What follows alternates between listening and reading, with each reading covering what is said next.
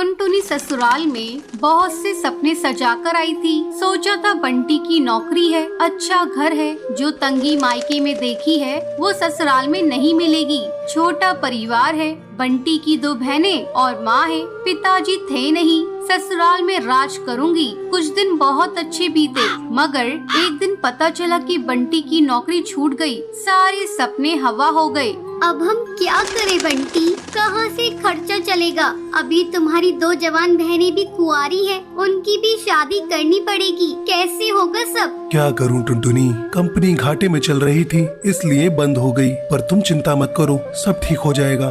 2 साल बीत गए मगर बंटी को कहीं काम नहीं मिला। जो जमा पूंजी थी उससे एक बहन की शादी कर दी। कुछ दिनों बाद टुनटुनी को एक बेटी हुई। टुनटुनी की चिंता और ज्यादा बढ़ने लगी। बंटी, अब हमारी बेटी हो गई है, अपनी इच्छाएं तो मैं मार भी लूं, पर बच्चे की जरूरतें वो तो पूरी करनी ही पड़ेगी ना।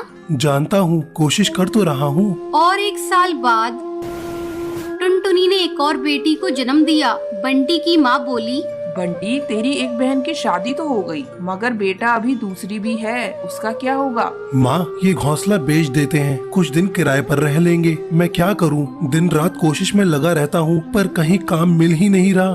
बंटी, बहनों के लिए आप मकान बेच रहे हो, हमारी भी 2 बेटियां हो गई है, उनके लिए क्या बेचोगे? टुनटुनी, मैं पढ़ा लिखा हूँ, तुम क्या सोचती हो कि मैं अब ठेला लगाऊंगा? ये मुझसे नहीं होगा। टुनटुनी रोने लगी और बोली,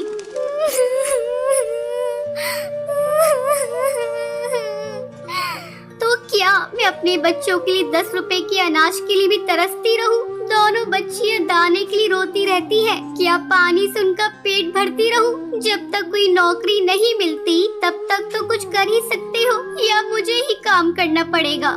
नहीं, हमारे घर की बहू बेटी बाहर काम